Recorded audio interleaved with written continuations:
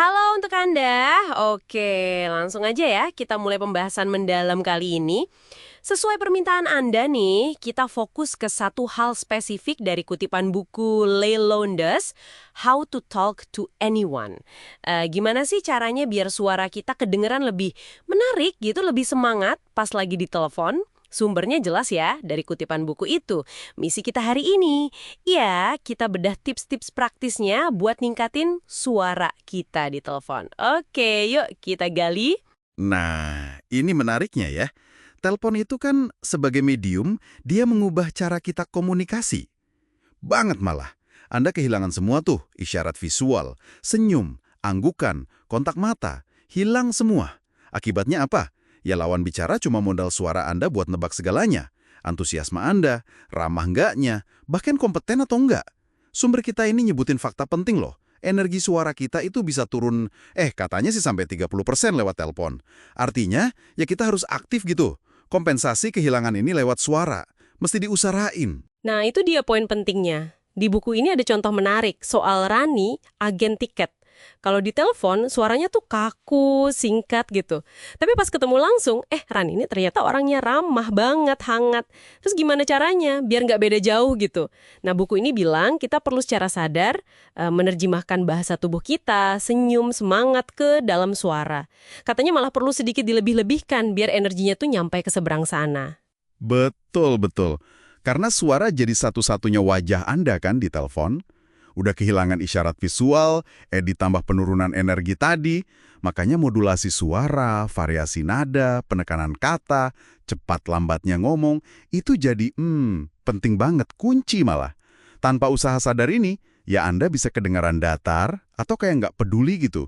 Persis kayak Rani di telepon tadi, padahal aslinya nggak gitu kan?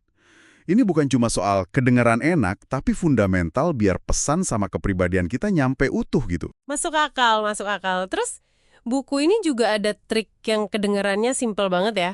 Soal senyum. Disebutin ide buat, coba deh senyum sebelum angkat telepon. Agak aneh ya kedengarannya, tapi katanya bisa langsung bikin nada awal kita jadi positif.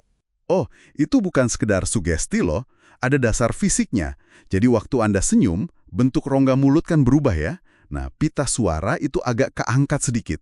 Hasilnya, itu nada suara yang secara alami kedengaran lebih ramah, lebih enak gitu di telinga lawan bicara. Semacam retasan vokal simple, tapi dampaknya kerasa.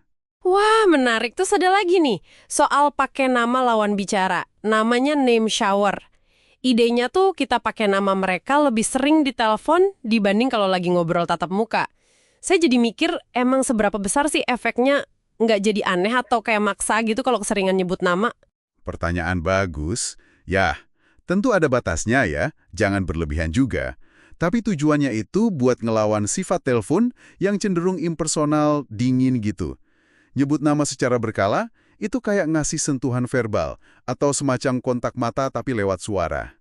Ini bantu jaga fokus lawan bicara, terus juga bikin rasa dekat secara personal. Jadi nggak kerasa kayak cuma transaksi atau ngobrol formal doang. Cara halus lah buat bangun jembatan emosi pakai suara. Oke. Jadi bukan formalitas belaka ya. Nah, satu lagi nih yang dibahas, soal menggemakan emosi. Echo the emo. Terutama pas situasinya emosional, kayak nanggepin keluhan pelanggan gitu. Intinya bukan cuma dengerin faktanya, tapi akui juga refleksikan perasaan mereka. Tepat sekali. Itu penting banget. Misalnya bilang, saya bisa merasakan ya, kekecewaan Anda soal ini. Itu efeknya kuat hit loh. Ini nunjukin empati vokal namanya. Pas orang ngerasa emosinya diakui, dihargai, wah, persepsi mereka tentang Anda itu bisa berubah drastis. Anda bukan lagi sekedar petugas atau penelpon biasa, tapi jadi orang yang peduli, yang ngerti. Ini benar-benar ningkatin kualitas hubungan dan bikin Anda kedengaran jauh lebih menarik dan empatik. Sip. Jadi intinya nih, buat Anda, ada beberapa strategi praktis yang bisa dicoba ya. Pertama, sadar buat menerjemahkan bahasa nonverbal ke suara. Kedua, tingkatkan energi vokal secara sengaja. Ketiga, pakai nama lawan bicara sesekali buat kedekatan. Keempat, senyum sebelum dan pas ngomong. Dan kelima, tunjukkan empati dengan mengakui emosi mereka. Ini alat-alat yang bisa langsung Anda pakai nih. Tapi ini jadi bikin mikir lebih jauh juga ya. Kalau kita bisa kuasai teknik-teknik ini bukan cuma soal kedengaran lebih menarik aja loh. Mungkinkah ini bisa secara fundamental mengubah kualitas bahkan hasil dari percakapan telepon Anda? Gimana kalau ketiadaan isyarat visual yang sering kita anggap kekurangan itu justru malah bisa jadi kekuatan? Jadi kita bisa fokus penuh bangun hubungan hanya lewat kekuatan suara kita. Gimana tuh? Wah, pertanyaan menarik tuh buat Anda renungkan. Sementara itu, coba aja deh terapkan 1 atau 2 tips ini di telepon Anda berikutnya. Pasti ada bedanya. Sampai jumpa di pembahasan selanjutnya ya.